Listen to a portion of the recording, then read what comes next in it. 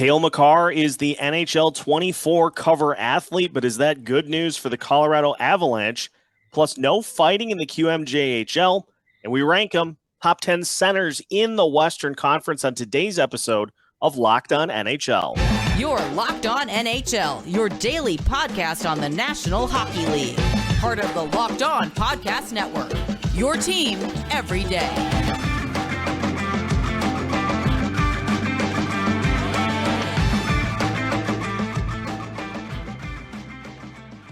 And welcome into a Western Conference Tuesday edition of Locked On NHL, part of the Locked On Podcast Network, your team every day.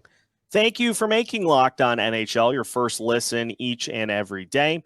If this is your first time tuning in, we welcome you in and hope that you subscribe so you don't miss out on any new episodes throughout the week. You can find us on YouTube and your favorite podcast platforms. On today's Western Conference edition of Locked On NHL, myself and Nick Morgan go through some potential honorable mention names for cover athlete of NHL 24. We'll talk top 10 centers in the West, and we'll talk about the QMJHL putting in stipulations to try to limit fighting on the ice. My name is Seth Toupal, host of Locked On Wild, joined by my Tuesday co-host, Nick Morgan of Locked On Predators. Nick, what's happening? It's another Tuesday. We have made it one day into the week, so can't argue with that. The midpoint of the month of August, and so it's starting to feel, it was cool today in Minnesota, so it's starting to feel like fall, which means winter, which means hockey season. So we're drawing ever closer, and one of those rituals of the end of the summer, of which I will be taking part in quite a bit here over the next few weeks. The cover athlete for NHL 24 was announced, none other than Avs defenseman Cale Makar, and Makar has just become one of the premier defensemen, Nick, in the Western Conference, not only Western Conference, but the NHL as well. But before we talk about that, I have stumbled upon a nugget that I don't think Avs fans are going to want to hear. Turns out NHL has a Madden curse of its own. Not necessarily player specific, but listen to this. This post on X. I'm still getting used to not saying tweet on Twitter. It's the this post, app. Yeah, on X from Jay Fresh. Unfortunately for the Colorado Avalanche and Cale Makar, only 2 of the past 27 EA NHL cover athletes have made it past the first round of the postseason that same season. And the last time a player actually did was NHL 2010, in which Patrick Kane was the cover athlete and the Blackhawks won the cup that season. After that, Jonathan Toews in 2011, Blackhawks lose in round 1. Steven Stamkos in NHL 12, Lightning missed the playoffs. Claude Giroux in NHL 2013, Flyers missed the playoffs. Martin Brodeur in 14, Devils missed the playoffs. Patrice Bergeron in 15, Bruins missed the playoffs. Jonathan Toews again, Blackhawks lose in round 1 in 16. Vladimir Tarasenko, the Blues lose in round 2. So that was actually the second time was the Blues getting to round 2. But then Connor McDavid in 2018, Oilers missed the playoffs. PK Subban, the Predators lose in round 1 in 2019. Austin Matthews, Alex Ovechkin, Austin Matthews again, and Trevor Zegras this past season in which the Ducks did not make the playoffs. And so Avs fans, I do think the Avalanche they're obviously good enough to get to the postseason, but that is just a cosmic level event coming together to turn this into a jinx, essentially. Let's go. I love it. I love just the history of it. Give me just off the wall, random, obscure NHL trivia. Like, I love this. I love whoever went back and did all this research. And I'll tell you what, Seth, like, the Central Division's no cakewalk either. There's some tough teams in there. I mean, yeah, like it's possible that Colorado could get knocked out in round one again this year. Yeah, let's see it. I mean, stranger things have happened. Bruins, the team of destiny, lost in round one, so it is certainly possible. But I found it interesting that there was a lot of reaction saying that Matthew Tkachuk was probably more deserving for just the ascension that he had throughout the postseason. But Cale Makar is Cale Makar. He's a premier level player in this league, and so I'm not going to say anybody else was robbed of that honor. But what we are here to do today is to try to come up with some names of other players who would have been deserving of being the cover athlete. And so I'll lead off with one that was on my list, and it was a player who we'll probably talk about a little later in the show today, that being Golden Knights center Jack Eichel. The run that he had in the postseason, I think certainly would have been worthy of, and he probably was considered. I think he would have been worthy of being that cover athlete because of just the level that he took it to for Vegas as the postseason unrolled along, and was a huge part as to why they were the team hoisting the cup. That's a good one. I feel like when it comes to NHL cover athletes, like you want somebody that's fun to play with, like just like the God mode player on the team. Like you think of Madden 04, Michael Vick on that cover. Every kid played with the Atlanta Falcons because every kid wanted to do the Michael Vick, like run around 10 times, use that 95 speed to just outrun the entire defense, or just bomb it 90 yards down the field. Either one. And I feel like there's a hockey equivalent last year. That's why, Trevor Zegras was on the cover last year with Sarah Nurse, was because everybody wanted to play with Trevor Zegras. He had the best handles, I think, in the game. Yeah. And, you look at some of these past names, like you just want fun people to play with. Does Jack Eichel embody that? Not quite sure. Like he's a very, and don't get me wrong, he's one of the best players out there. But is he fun to play with? The one name I would think, and I'm, not including Connor McDavid because he's already been on there. The one name I might go is Elias Pettersson. Oh, somebody else that I think was really fun to play with just because he's highly rated pretty much in everything. And another person would be Kaprizov. Maybe another in that same vein. And these are just guys out of the West. Obviously, there's a lot of players like that of the East, but those are two that I would be, this would be fun just to ISO with them all game and just, skate in and out and do the zany, just skate around the net 10 times thing that you always do in Shell and just light it up. My go-to move, and I didn't mention Kaprizov because I didn't want to seem like the homer. You cover their team, so of course you're going to say him. Yeah. So I'm glad you did. My go-to move is exactly that with Kaprizov, is you skate around the perimeter of the zone. And then what I typically do is cut straight up the middle, and if you can get the defenders to kind of glide one way or the other, you just go the opposite and just plant one behind the net. Yeah. I miss the Sega Genesis NHL days where the go-to move was the wraparound behind the net, but it was the wraparound slap shot where it's you skate around, go to the other side of the net and just yeet it from the circle. And it somehow just every time just scored every single time.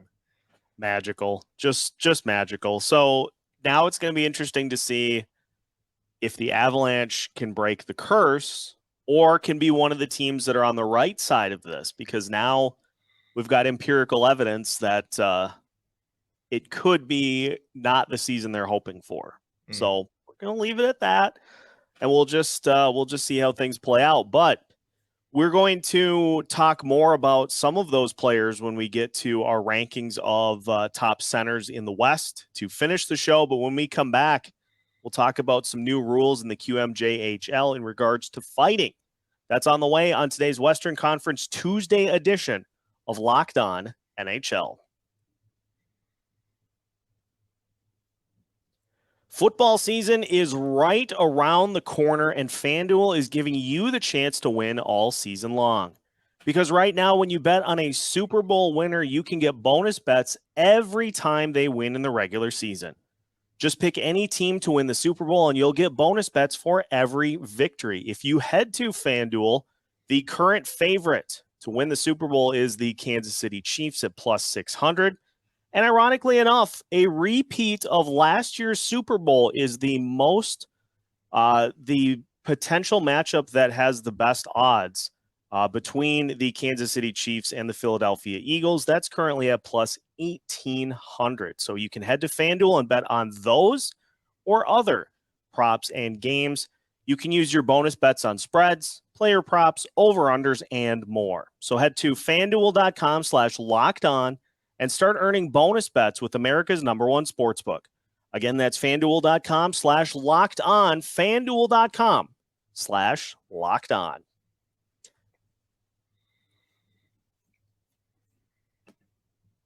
Continuing today's Western Conference Tuesday edition of Locked On NHL. Once again, thank you for making Locked On NHL your first listen each and every day. Make sure, if you haven't already, to tune into your favorite teams' Locked On shows, such as Locked On Predators or Locked On Wild, as we gear up for the start of the season. Seth Toupal joined by Nick Morgan for today's show. And Nick, the QMJHL is trying to cut down on fighting. And they've put in some pretty strict stipulations to stop fighting altogether, with automatic ejections and things along that line. And we've seen this discussed quite a bit, that leagues throughout the country, throughout the world, are trying to do things to limit fighting and hope that it spreads to the higher levels, such as the NHL. What do you think about the potential for this to be more frequent and more common in other leagues, with the hopes that it then catches on and spreads to the NHL level? Well, I think there's two layers to this. One is fighting at the junior level. You can understand why, leagues would maybe want to limit that. First, player protection. Obviously, you don't want, a junior player having to become an enforcer and then suffering concussion problems at age, 19 and 20. We understand, player safety is a big part of that. We also have seen, these are teenagers who don't really have their maturity under control yet. And we've seen situations in the juniors just get out of hand with wild brawls, with cheap shot kind of, fights, sucker punch situations. And you can see, teams wanting to limit that. As far as this, kind of catching on and moving up to the pro levels, look, everybody's going to have their opinion on fighting. And I think that whatever your stance on it is, you can make a valid argument for that. Me personally, Seth, I am pro fighting in the NHL. First off, selfishly, it's entertaining. Let's not act like, we don't get up out of our seats and go, heck yeah, when, somebody drops the gloves, or when there's a big brawl at the end of the game, or a big line brawl or goalie fight. Let's not pretend that's not entertaining. I do think also from the other stand is, I do think fighting still has a place in the NHL. This sounds cliche, and I know a lot of people hate this argument, but I really do think that's a way for players to police each other. If you're going to take a run at somebody's best player, if you're a Matthew Tkachuk type player who's gonna check Connor McDavid 10 times, if you're the Edmonton Oilers, you want a guy that's going to go out there against Tkachuk and be like, hey, you do that again, we're dropping the gloves, buddy. And maybe it's not an enforcer kind of thing anymore. Like maybe the days of adding the Bob Proberts and Wade Bellacs and Derek Boogaards and, up now to the Ryan Reeves, maybe just having that person in your lineup for, 5 minutes a game. Maybe that's in the past. Maybe that's something we got to figure out how to use. But let's say you are a player, like Matthew Tkachuk or Tom Wilson, Players, who can fight, Tanner Jeannot in Tampa Bay, another good example, somebody that can fight, but also has some on ice value. Yeah. I don't mind those players fighting. No, I agree with you 100% because the Wilds, for instance, kind of are dealing with that as well. They had Ryan Reeves on the roster, and now they've gone to try to replace him with a guy like Pat Maroon, who brings you a little bit more than just that fighting element, because you see teams, and I think Minnesota, as an example, saw this in the postseason where you got a guy like Ryan Reeves out on the ice, and he's trying to go with somebody, like just trying to get somebody on Dallas's roster to go. But Dallas knows that that's really all he is going to do. And so why would you go to kind of his elements as opposed to just simply not engaging? And so I think you're 100% on in that it still has a place, but you're seeing more that players who are really good on both, an offense and a defensive side just are able to fight when they need to. And I think we see a lot at the NHL level too, is players know that if they do something, they're going to have to eventually answer for it.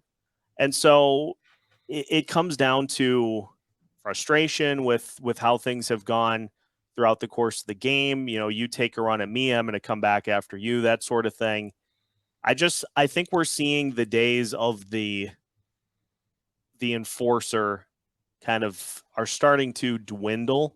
There will still be guys on the roster that can fight, but teams value, I think, players that can bring more to the ice than just that, a little more. So it is interesting. It will be very interesting to see how this unfolds. Obviously, we'll be keeping an eye on the QMJHL to see how this is received, but it's going to be a while before there's any impact, I think, at the NHL level for this.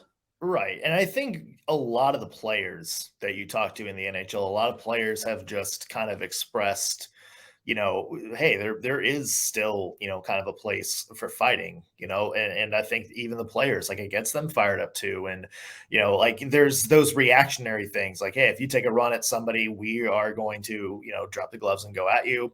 I think there's some stupid fights. Like, yay, anytime, if somebody's carrying the puck and there's just a clean hit, but it's a big clean hit, and then all of a sudden there's three guys jumping that guy, maybe that's something that we should figure out how to eliminate. But, I do think that there are situations that come up where fighting is reactionary. And I think if you're the NHL and you're the players, you got to figure out a way to kind of weed out those stupid fights, but still have spots where, like a, fight to protect a teammate, or, fight because somebody's just been, taking little extra jabs at the goalie after the whistle 2 or 3 plays. That's the kind of stuff that, I think you should keep in. It's just going to be a fine balance to try to kind of, police this a little bit.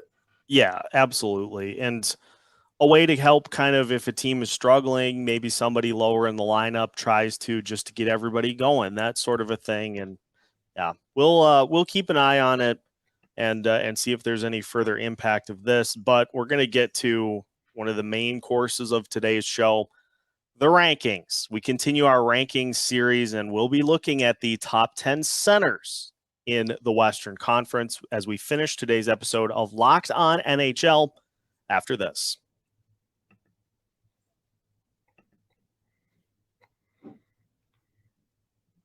Welcome back into today's Western Conference Tuesday episode of Locked On NHL. Again, part of the Locked On Podcast Network, your team every day.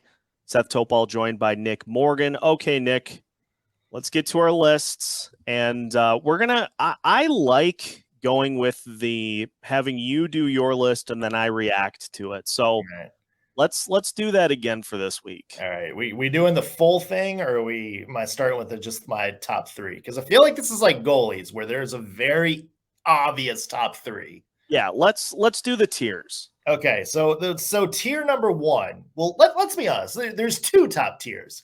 Number 1 is Connor McDavid, who is in a tier by himself. That's tier 1. The tier 1A is Leon Draisaitl and Nathan MacKinnon. And I think you can make a very strong argument that either one of them could be number 2. I have Draisaitl 2 just for a pure points production standpoint, and I have MacKinnon 3. But I think those are your clear top 3, Seth. One is obvious, and then maybe you can make an argument for 2 or 3 being flip-flopped. The prosecution rests, Your Honor. I have no objections to any of those top 3 players, and I probably would, at this point, based off of how the last couple of years have gone, especially, I'd go McDavid, Draisaitl, MacKinnon. I think spot on. Yeah. So the rest of the list, and this gets tricky because this comes into who is a center. Yeah. Because you have people like listed as center on NHL that played like wing the entire year and vice versa. So I did my best. Here's what I have. I have Elias Pettersson 4, Jack Eichel 5. I put Rupe Hint 6. And I would have had Joe Pavelski there, but Joe Pavelski played most of the season on the wing last year, so he's not eligible in my eyes. And I kind of broke my rule for number 7 because this is a player that's played every position on the Oilers. I put Ryan Nugent-Hopkins 7th just because he's sometimes a center. Yeah. It seems like for 50% of the games. And then JT Miller, Anze Kopitar, and Mark Scheifele round out my top 10. Wow. I don't know that I'm going to have much disagreement there either, because you look at guys like Pettersson is just becoming this just unreal beast of a player with Vancouver, and is very, he may already be there. He probably already is in terms of being a franchise player and one of those guys that is like a emerging star in the NHL. So him at 4 feels like a really good fit. I like Eichel at 5 because Eichel kind of he found it again after losing it a little bit after the trade to Vegas. Mm-hmm. He found it this year, so I agree there. Ryan Nugent-Hopkins is a phenomenally underrated player, and so him needing to be on that list is essential. Rupe Hintz is amazing. And Rupe Hintz would be on another list in terms of the emerging players in the Western Conference too. So maybe we'll see him in a future ranking. Yeah, I don't have any objection because Kopitar, let's do this. Mm-hmm. Kopitar is one for sure that I wanted to make sure was on this list. Mm-hmm. But a guy like him and Scheifele, they're not at that. They're still very good, but they're not at that Pettersson level. Right. So I think it's a darn good list. I'm not gonna really do anything to tweak it or not, because I agree on Pavelski. I think he as I was told by Stars fans when I listed him as part of the center depth when the postseason started, mentioned that he actually played wing, and so that's where I'm going to put him too. And so, yeah, I think it's a good list. Yeah. I just am sad that the Wild don't have any players on it. Yeah, no Ryan Hartman arguments to move up there. No, I like Ryan Hartman as a player, but there's a sizable gap between your Elias Petterssons, your Jack Eichels, and your Ryan Hartmans. Yeah. It was hard to kind of fill out the list because it's like, okay, who else is a franchise center right now? Mm-hmm. Some other names I kind of thought about, like Jordan Kyrou in St. Louis, like maybe he's another year away from being in the top 10. Trevor Zegras, like I think that's another player that, like, you know, maybe 1 year from now, like, you know, as soon as he kind of has just that massive breakout year that I think a lot of Ducks fans are waiting, that's another one. You know, somebody last year that definitely would have made the top 10, Elias Lindholm. That's a player who did not have a good year last year once all of his buddies moved on to other teams. Not Huberdeau, Johnny Gaudreau and Matthew Tkachuk. But, maybe a bounce back year puts him back in that tier. I would also put I think he's maybe 1 or 2 years away from getting on this list, but Matty Beniers would be an honorable mention too. Right. Had a fantastic season, but again, I think he's in Zegras territory right now. The talent is unquestioned. It's just you want to see those guys do this a couple of times. And like you said with Zegras, he's going to have that type of a season and everybody's going to know. And then boom, he's up into the top 10. Here's a question for you, because this came up, I think, when the Locked On NHL hosts were doing like their top rankings. What do you feel about putting Connor Bedard on a list like this? Because here's the thing, like if you're going by potential and maybe raw talent, you might make a case that he's in this top 10 center list right now. But on the other hand, he hasn't done anything yet. Yeah. And I think that's my biggest thing is a lot of people are kind of ranking him in these like top 10s and like best player in the, West and some of these lists without him playing a game yet. And I think we just have to kind of wait and see, Seth. At least that's my opinion. What do you feel about that? You're spot on. Like with any of these types of lists is you want to see the player put something down statistically that you can base off of everybody else. Because right now we just know that Bedard is a generational talent that is going to be hopefully the franchise cornerstone for Chicago for a long time. But how does he handle playing at the NHL level? Until we see that, I just have a hard time. I mean, I'll put him on the upper half for sure. And probably further up than that, but just not quite top 10. If he has a great season, like if he has a 30-goal season for Chicago this year and just looks absurd, then yeah, he's going to hop into that list very quickly. But I just want to see one season before I start putting him on my list. Yeah, it's for us, the fans, but it's also for Bedard too. Like let that kid develop. Like let that kid get under the skin. Like, maybe this is a Nathan McKinnon situation where he's just kind of looks so for, a year or two and then finally has that, giant breakout year. Let's just let him develop and get used to playing in the NHL. And then we can talk about, him being a generational talent and everything. Yeah, most definitely. For what it's worth, the top 5 polls for Locked On NHL, they went McDavid, Draisaitl, McKinnon for their top 3 centers. So we were right on there. There were a couple of Eastern Conference players after that, and Austin Matthews and Jack Hughes. And then I'll note as well, top 5 players 22 and under in the NHL. Jack Hughes, Tim Stützle, then Connor Bedard at 3, Matty Beniers at 4, and Trevor Zegras at 5. So pretty spot on, and I would be shocked if a year from now, one of those guys on the 22 and under list in either Bedard or Zegras or Beniers, if we check back and we do this again, I'd be shocked if at least one of those guys is not on this list come next year. Yeah, I'm right there with you. Well, that is going to do it for today's episode of Locked On NHL. Again, thank you for tuning in. Make sure you subscribe on YouTube and your favorite podcast platforms. Make sure you give Locked On Predators and Nick a follow as well as myself and Locked On Wild, so you don't miss out on any news on your favorite NHL teams as we guide you through the rest of the offseason. You can find new episodes of Locked On NHL all week long as part of the Locked On Podcast Network.